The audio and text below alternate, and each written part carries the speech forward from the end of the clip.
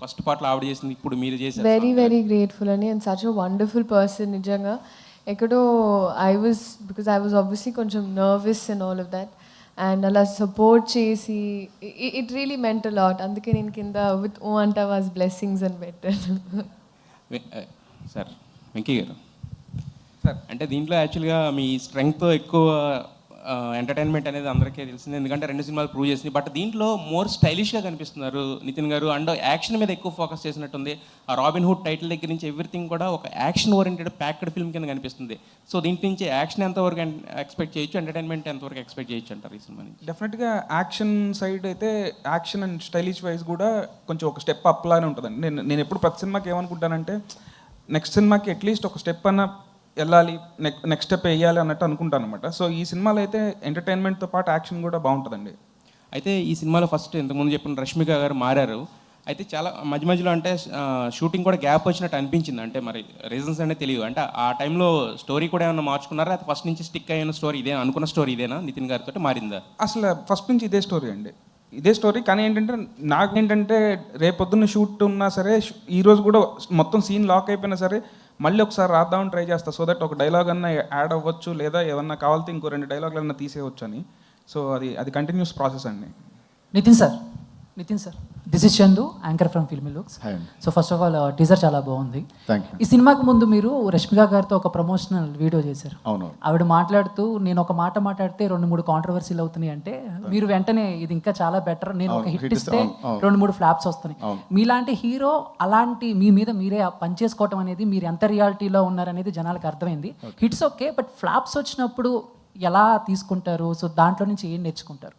Flops వచ్చినప్పుడు definitely will feel disappointed. Definitely దాంట్లో చేసిన తప్పుల్ని మనము దాన్ని బట్టి చూసుకొని నెక్స్ట్ సినిమాలో అవి జరగకుండా జాగ్రత్త పడాలి. సో అదే ప్రాసెస్ అండి, ఇంకేం లేదు. Okay done. Venky sir robin hood teaser చూస్తుంటే ఓకే అందరూ చెప్పినట్టు, సో ఉన్నోడి దగ్గర కొట్టి లేనోడి ఇలాంటి, సో అంటే ఇలాంటి సినిమాలు చాలా వచ్చినా హీరో క్యారెక్టర్ని బట్టి, ఆ క్యారెక్టర్ని డిజైన్ చేసిన దాన్ని బట్టి కూడా ఎప్పుడు మనకు గుర్తుంటూ ఉంటాయి. ఎగ్జాంపుల్ చూసుకుంటే కిక్ సినిమాలో రవితేజ గారి క్యారెక్టర్ ఇప్పటికి, సో అలాగా ఏదైనా ఒక ఎగ్జాంపుల్ తీసుకుని నితిన్ గారి క్యారెక్టర్ని ఎలా డిజైన్ చేశారు, అక్కడి నుంచి నేను రిఫరెన్స్ తీసుకున్నారా? సో ఎలా ఉండబోతుంది? అంటే రిఫరెన్స్ ఏం తీసుకోలేదండి. జనరల్గా అయితే నాకు ఈ క్యారెక్టర్ డిజైన్ చేసుకున్నప్పుడు మోస్ట్ బిగ్గెస్ట్ మ్యానిపులేటర్ అనుకున్నానండి. సో ఈ సినిమా మొత్తంలో కూడా హీరో క్యారెక్టరైజేషన్ బాగా ఎక్కువ మ్యానిపులేషన్ మీద ఉంటుంది అనమాట. సో అదేనండి, మళ్ళీ సేమ్ నేను రాస్తున్నప్పుడు కూడా నాకు వచ్చింది ఏంటంటే, ఒక దొంగ కథ, ఉన్నోళ్ళ దగ్గర కొట్టేసి లేని వాళ్ళ దగ్గర ఇస్తాడు అనేది రెగ్యులర్ కథే. సో దీంట్లో ఏం కొత్తగా చేయగలుగుతామని 20 మినిట్స్ తర్వాత కథ టర్న్ మారిపోతుంది and everything will be interlinked అండి. సార్ నవీన్ గారు, సార్ మైత్రి మూవీస్లో ఇప్పుడు వరకు చాలా బడ్జెట్ మూవీస్ వచ్చినాయి, చాలా పైప్ లైన్లో ఉన్నాయి. మీరు పెట్టే బడ్జెట్లు కానీ అవి చూస్తుంటే అసలు రాత్రిపూట నిద్ర పడుతుంది ఒక్కోసారి, ఏ మందు తాగినా ఎక్కదు, ఎంత తాగినా కూడా ఎక్కడ పరిస్థితి, అసలు ఎట్లా మేనేజ్ చేస్తారు సార్? నాకు అసలు ఆ బాధ లేదండి, నాకు అలవాటు లేదు. సో నేను ఎవ్రీడే మినిమం 7 hours పడుకుంటాను. రాత్రి కూడా పడుకున్నా, రాత్రి 10:30 పడుకున్నాను, 6కి లేచాను.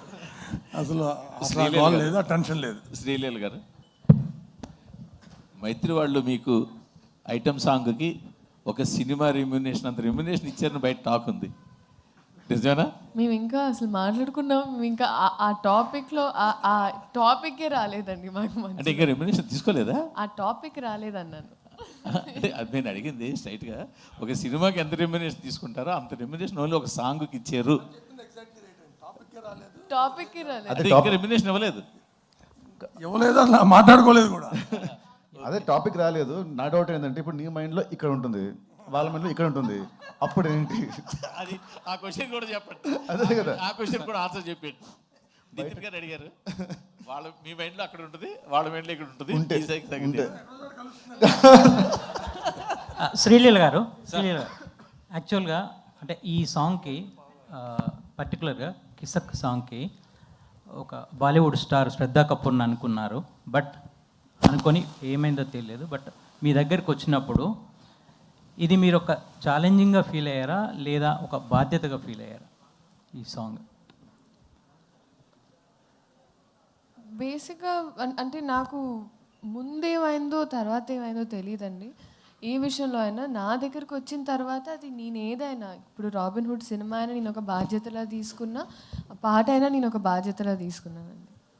శ్రీలీల గారు హియర్ నవీన్ గారు బేసిక్గా మీరు జాన్లో గుంటూరు కారం నుంచి కుర్చీ మడత పెట్టితో వైబ్ అవుతున్నారు, ఇంకా ఆడియన్స్ దానిలోంచే బయటకు రాలేకపోతున్నారు.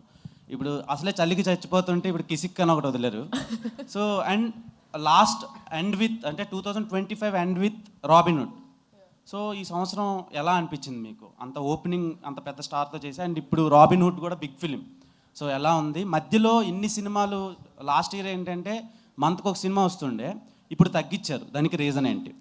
అది ముందు చెప్పాను కదండి. సో ఐ వాజ్ ఆల్సో నాకు నా మెడికల్ స్టడీస్కి చాలా ఒక క్రూషియల్ ఇయర్. సో నా అటెండెన్స్ చాలా తక్కువ ఉండింది ప్రీవియస్ ఇయర్ షూటింగ్ వల్ల. So I had to cover up for all of that. So దానివల్ల తీసుకొని అండ్ నీట్గా అంటే తీసుకున్న ఒకటైనా చాలా నీట్గా. అండ్ వన్ మోర్ క్వశ్చన్ ఇప్పుడు ఒక ఐటమ్ సాంగ్ చేశారు, సో దానికి ఏం చెప్తారు? నేను సినిమాని సమాధం సాంగ్ చెప్తుందండి. Honestly you will understand it's not treated like an average item song. చాలామందికి ఉండింది ఏంటి ఐటమ్ సాంగ్ అంటే, ఎన్నో సినిమాలు అడిగినా కూడా I wasn't ready. But it has a very strong reason. ఆ reason I think December 5th Pushpa release అయినప్పుడు మీకు తెలుస్తుంది. Sir Ravi garu, yes, last few questions please. Last year మీరు మైత్రి నుంచి సంక్రాంతికి 2 సినిమాలు రిలీజ్ చేసుకున్నారు, వాళ్ళ తీరు వేరే ఏమన్నా అది. సార్ మరి ఈసారి సంక్రాంతిని ఎందుకు వదిలేస్తున్నారు సార్? టు డిసైడ్ డేటు ఏమన్నా? ఇంకా అదే తెలిస్తే సంక్రాంతికే ఉంటుందండి, ఎందుకంటే తమిళ్లో అది అప్పుడు వస్తే కనుక ఇంకా ప్యారలల్ ఇక్కడ కూడా చేయాలి కాబట్టి ఇక్కడ కూడా. మొన్న చెన్నైలో చిన్న దేవిశ్రీ గారు అలా కామెంట్ చేయడం ఏమనుకుంటారు సార్? రాబిన్ ఇక్కడ వెనకాల దట్స్ ఓకే. అయితే దాని కూడా క్లారిటీ అండి. దేవి గారు ఏమన్నారు, మా వాళ్ళకి బాగా లవ్ ఉంటుంది, దాంతోపాటు ఈ మధ్య కంప్లైంట్స్ కూడా ఎక్కువైనా అన్నారు. సింపుల్గా అది ఏముంది సార్ దాంట్లో తప్పు? మాకైతే అక్కడ తప్పేంగా అనిపిలా. తర్వాత మీరు ఇచ్చిన ఈ ఆర్టికల్స్ చూసి ఇది మేమంతా సినిమాలు చేస్తారు, మేము ఉన్నంతసేపు ఆయనతో చేస్తాం. దాంట్లో yeah that's what. Thank you. Hi అండి, దిస్ ఈజ్ రాణి. సో ఇక్కడ first of all the best for this movie.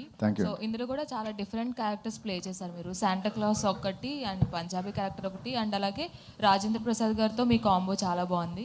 Santa క్లాస్లో కూడా చాలా స్మార్ట్గా కనిపిస్తున్నారు, చెప్పిగా కాకుండా. సో ఏ క్యారెక్టర్కి ఎక్కువ హోంవర్క్ చేశారు, ఏది కష్టం అనిపించింది అండ్ ఏది చేసినప్పుడు మీరు బాగా ఎంజాయ్ చేశారు? ఆర్పి గారితో సీన్స్ అంటే ఆ క్యారెక్టర్, ఆ లుక్ అండ్ దానికి కావాల్సిన ఫిజిక్, దానికి కొంచెం కష్టం వచ్చింది. అండ్ సీన్స్ కూడా దాంతోనే ఎక్కువ ఉంటాయి నాకు, కామెడీ సీన్స్ అన్ని. ఆర్పి గారు అంటే అతని టైమింగ్ నేను మ్యాచ్ చేయాలి, అతను నేను అండ్ కిషోర్, సో మా ముగ్గురి టైమింగ్ మ్యాచ్ చేయాలి అక్కడ.